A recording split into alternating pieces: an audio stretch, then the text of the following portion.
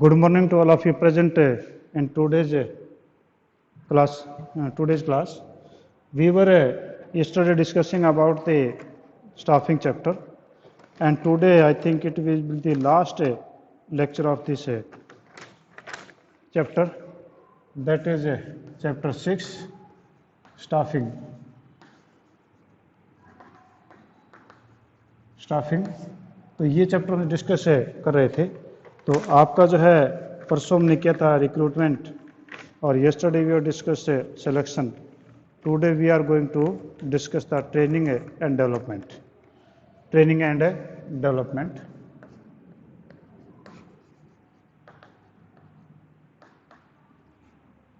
Training and development development.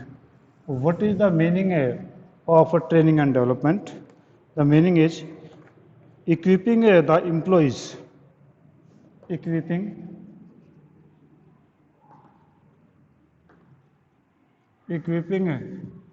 the employees, equipping the employees with the required skill, with the required skill, with the required skill. आपकी definition क्या है training and development की? Equipping होता है हथियार देना। हथियार देने का मतलब ये नहीं है कि जो पबजी में खेलते हैं हथियार लेके, वो वाले नहीं। Equipping the employees with the required skill, कि आपके जो एम्प्लॉयज हैं उनको रिक्वायर्ड स्किल से सुसज्जित कर देना, यानी उनको जो है रिक्वायर्ड स्किल दिला देना, ये उनके लिए औजार होता है ताकि क्या हो, skill to perform the job. Equipping the employees with the required skill to perform the job, ताकि वो जॉब को जो अच्छी तरीके से परफॉर्म कर सके। ठीक है। और आगे क्या रखे, candidates are sent to training, the candidates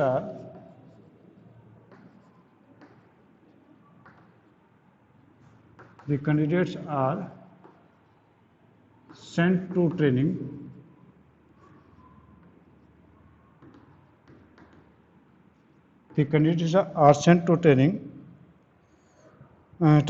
so that they perform so that they can perform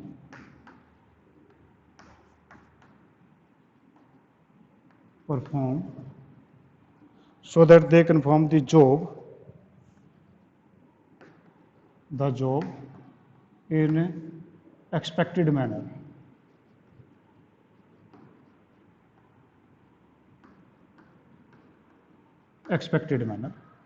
यानी कुल मिलाकर के आपके ट्रेनिंग एंड डेवलपमेंट का मतलब क्या है कि training and development means equipping the employees with required skill. कर्मचारियों को जो स्किल की जरूरत होती है उन्हें स्किल देना, टू परफॉर्म द जॉब, ताकि वो जॉब को परफॉर्म कर सकें। यानी जो जॉब को परफॉर्म करने के रिक्वायर्ड स्किल जो चाहिए उनको, वो उनको इक्विप करवाना। The candidates are sent to training so that they can perform the job in expected manner. और उनको ट्रेनिंग पे इसलिए भेजा जाता है कि वो जॉब को उसी तरीके से करे जैसा उनसे इच्छा की जाती है। कि मतलब ये हुआ कि अगर हमने एक एम्प्लॉय को अपॉइंट किया है और we have appointed that person for a particular job and we expect that he must complete the job according to our expectations and he doesn't know all the things in detail, so he is sent for the training so that they can perform the job in expected manner। ताकि हम उनको training भेजेंगे ताकि वो job को उसी प्रकार से करें जिस प्रकार से हम चाहते हैं। तो ये आपका होता है ट्रेनिंग एंड डेवलपमेंट। अब इसमें ट्रेनिंग एंड डेवलपमेंट में आपका जो ट्रेनिंग है उसका क्या मीनिंग है? तो training is an narrow sense.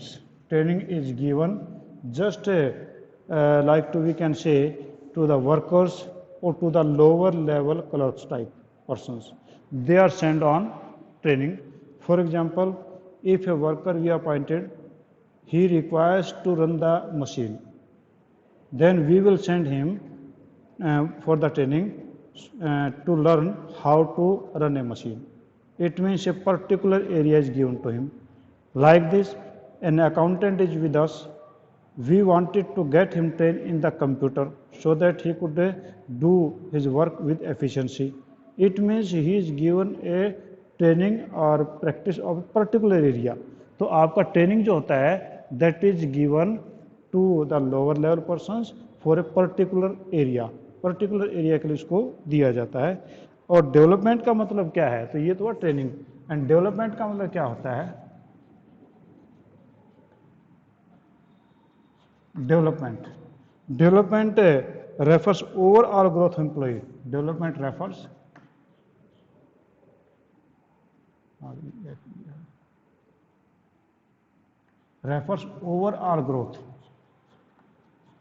overall growth of employee.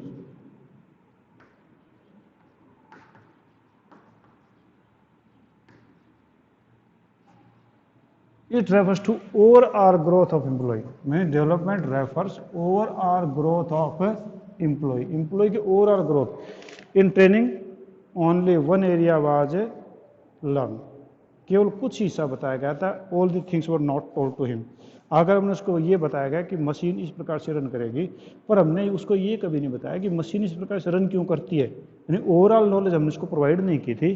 तो आपका training means it is in a limited area, it is having a narrow scope, and it is provided to the lower level persons, means on the lower level clerks or the workers. ये उनको दिया जाता है. और development refers to overall growth of employee, means ये employee के overall growth के लिए किया जाता है. मीन्स उसका पर्सनल ग्रोथ की बात हम करते हैं. Means it depends on his personal growth.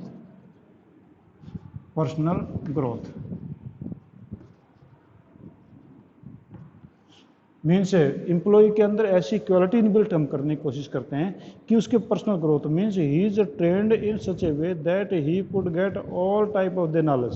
तो वो आपके जो ओवरऑल है ग्रोथ ऑफ द पर्सन है, यानी इंडिविजुअल ग्रोथ की हम बात करते हैं.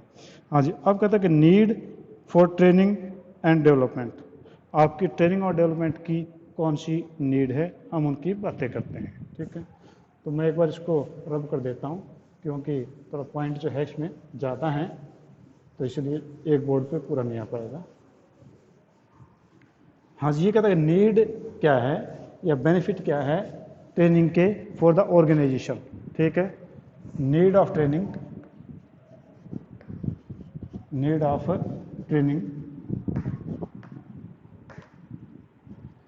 और development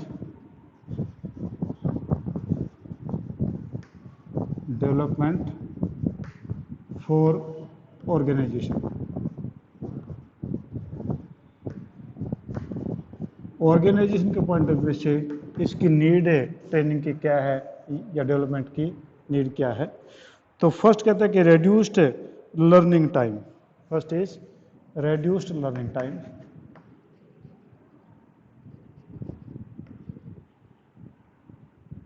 reduced learning time means it reduce the learning time. Means if you have got trained a person, then when we will tell him something he will easily learn. क्योंकि एक आदमी को जब हमने मशीन ऑपरेट करने के लिए भेजा था, ट्रेनिंग के लिए भेजा था, उसने मशीन को अच्छी तरीके से ऑपरेट करना सीख लिया.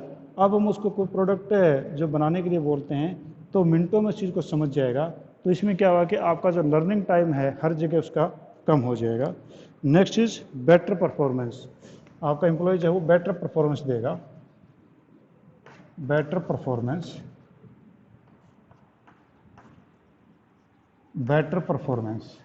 means if a person who is get the training, naturally he will become the trained in his profession and he will certainly give the better performance and it will be beneficial for the organization. क्योंकि अगर आपका एक untrained आदमी है, अगर वो दिन में 5 प्रोडक्ट बनाता है तो ट्रेंड आदमी 10 प्रोडक्ट बनाएगा, उसकी परफॉर्मेंस ज़्यादा होगी, तो इसलिए उसकी परफॉर्मेंस भी बेटर होगी. थर्ड है attitude formation. Third is attitude formation.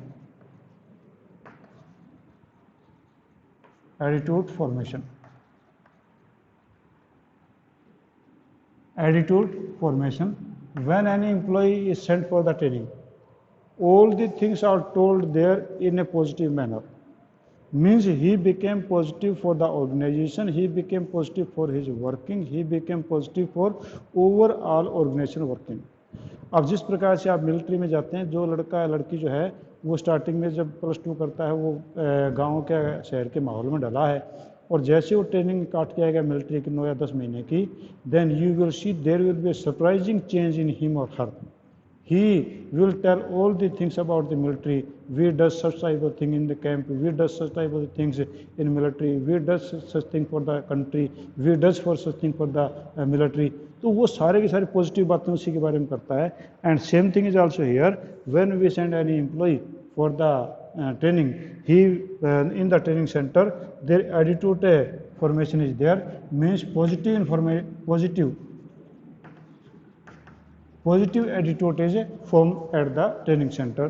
तो उनका जब पॉजिटिव बंदे आपको मिलेंगे तो नेचुरली आपके ऑर्गेनाइजेशन जो है वो बेटर कर पाएगा.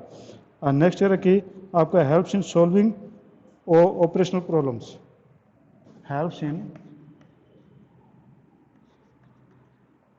इन solving operational problem. operational problems. Operational problems हैं वो सोल्व कर देगा. कि when a supervisor, it is specially for the supervisor, when a supervisor get trained and he will know all the things about the employees, about their behavior, he will know about the working of the machinery etc. It means the operational problem कौन सी होती हैं? Absenteeism. आपके employees काफ़ी ज़्यादा absent रहते हैं. अब आपके जो वर्कर हैं वो ज़्यादा एब्सेंट रहेंगे तो नेचुरली आपकी ऑपरेशनल प्रॉब्लम आएगी कि आपके जो ऑपरेशन हैं वो ढंग से नहीं चल पाएंगे. तो ढंग से नहीं चल पाएंगे तो क्या होगा कि आपके ऑपरेशनल प्रॉब्लम क्रिएट होंगी. If A supervisor is trend, he will know all the things about the employee and he will behave like in this manner that the employee will not remain absent. Employee आपके absent नहीं होंगे. अब employ absent क्यों होता है कि अगर आपके बच्चे जो स्कूल में क्यों नहीं आते, कि अगर या तो बच्चों के स्कूल में लड़ाई हो जाए, किसी से डरते हुए नहीं आते, या किसी सब्जेक्ट में वो इतने ज़्यादा वीक है कि उनका काम नहीं होता, जाके टीचर की पिटाई से डर लगता है, या उनको ऐसा लगता है कि मुझे काम ज़्यादा मिलेगा, मैं करना नहीं चाहता. तो अगर ये बातें टीचर को या पेरेंट्स को पता हों और ये चीज़ों की प्रॉब्लम को सोल्व कर दे तो वो उनका एब्सेंटिज्म घट जाएगा. तो same thing is also here कि if the supervisor knows why the people remain absent and he will try to solve the problem, then the operational problem will be less. इसी प्रकार से और कौन सी हो सकती है? Wastage. The dissatisfy employ will make the more wastage. कि जितने डिससेटिस्फाई एम्प्लॉयज़ होंगे वो वेस्टेज ज़्यादा करेंगे. अब आप देखें कि आप स्कूल में कुछ जगह मैं देखता हूँ कि किसी टीचर से अगर बच्चे संतुष्ट नहीं हैं, they are not satisfied with the teaching of a particular teacher, तो क्या करेंगे डिससेटिस्फाइड स्टूडेंट? या तो वो जो है आपके पीछे बैठ कर शोर करेंगे, या वो कोई बेंच को तोड़ने की कोशिश करेंगे, या बैग फेंकने की कोशिश करेंगे, या पंखे तोड़ने की कोशिश करेंगे. इसका मतलब क्या है? They are dissatisfied. And if the supervisor knows why these employees are dissatisfied, and if he will satisfy, then there will be no wastage. And next is lack of teamwork. अगर आपकी टीम वर्क भी अगर कम है तो वो भी आपका जो है, अगर सुपरवाइजर ट्रेंड होगा तो टीम वर्क भी ठीक होगा. टीम वर्क ठीक होगा तो आपकी ऑपरेशनल प्रॉब्लम्स वो कम हो जाएंगी. And fifth one is managing man power. Managing man power.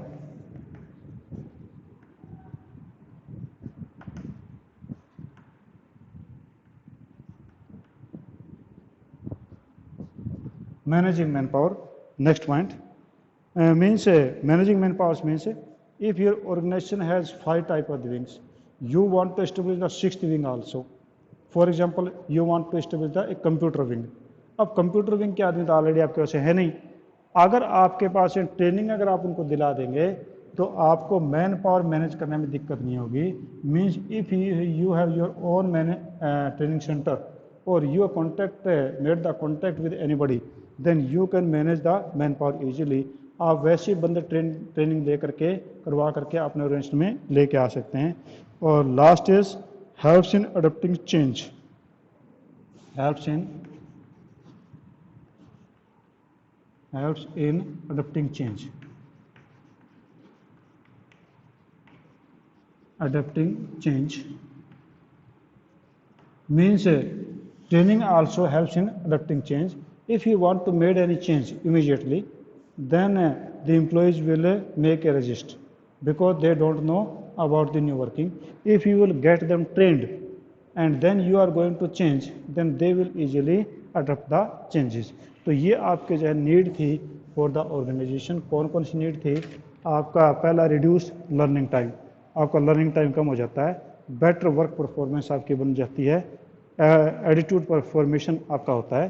Helps in solving operational problems and managing the manpower and helps in adapting changes. These were the benefit for the organization. Then what are the benefit to the employees of the training? Employees means what are the benefit of the training to the employees? First is better career option. First is the better career option. Better career option. If a person who has get the training, naturally he will have the better career option because he is a trained person, and certainly everybody will ready to take him into their organization. It means there will be a better career option. He can join any of the other organization also. Second is that is earning more.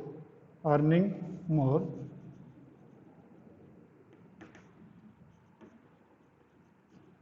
Earning more. When a person who got the training, naturally he will earn the more because he will get the more salary due to his efficiency. Next is boost of morale of employees. Boost of morale.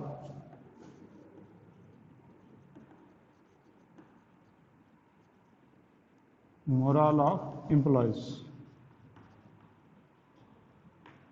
Means employees morale will be boosted up. Because they have got the training, they are satisfied that I am trained person.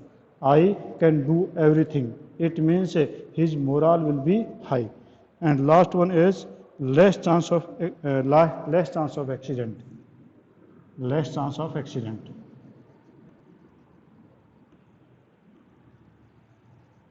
Less chances of accident.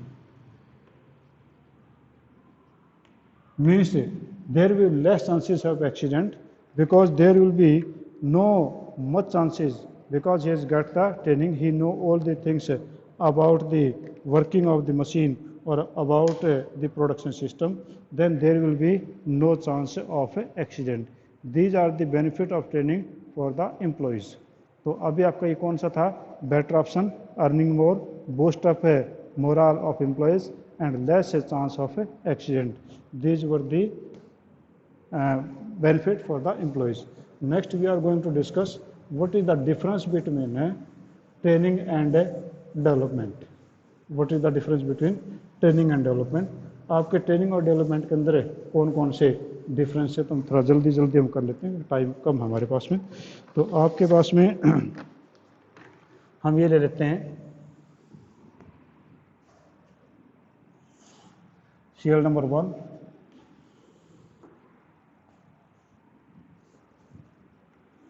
Base, ये आपका training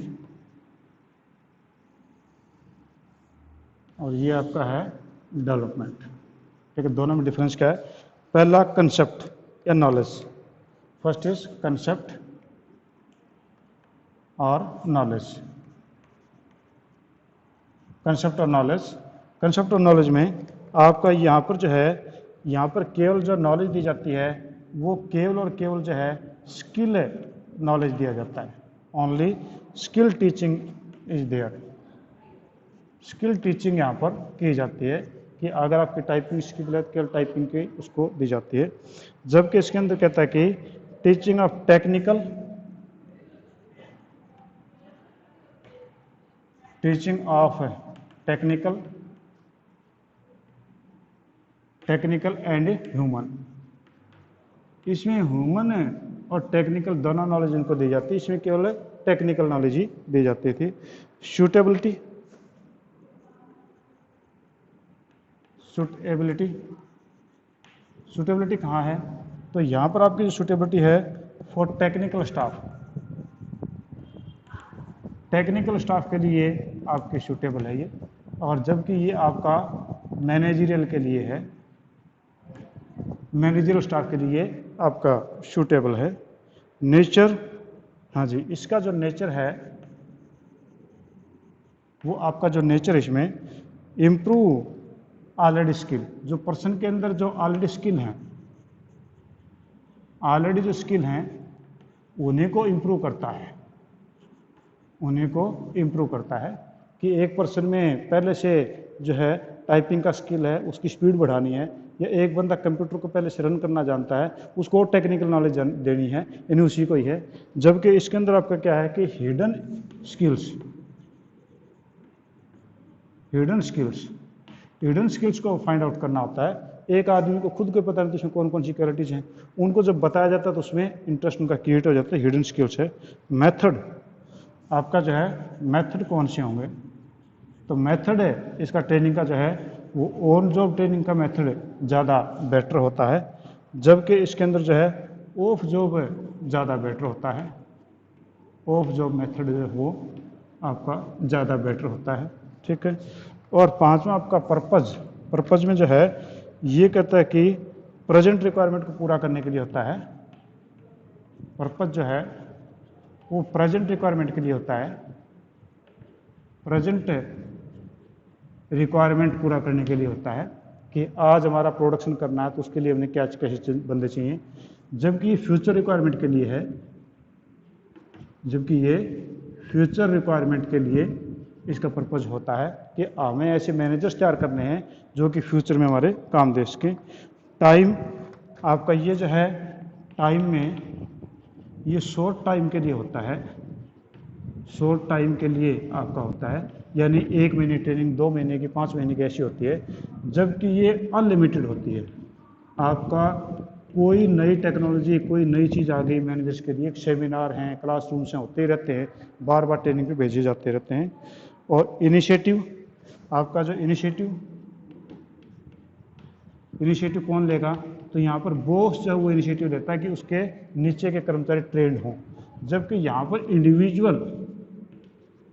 individual यानी manager खुद चाहता है कि मैं training लेके आऊँ, तो यहाँ पर तो बॉस ट्रेनिंग करवाएगा, वहाँ पर डेवलपमेंट खुद करवा के आता है।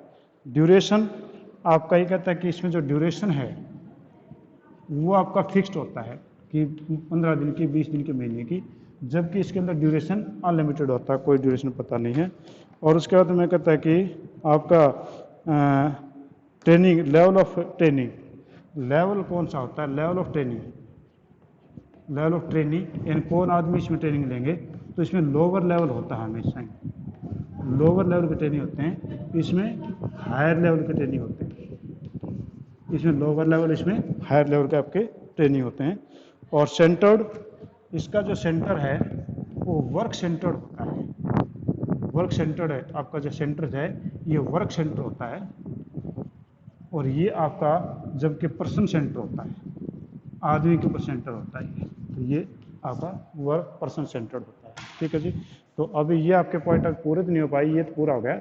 अभी मैं अपनी तरफ इसको कर रहा हूँ और किसी की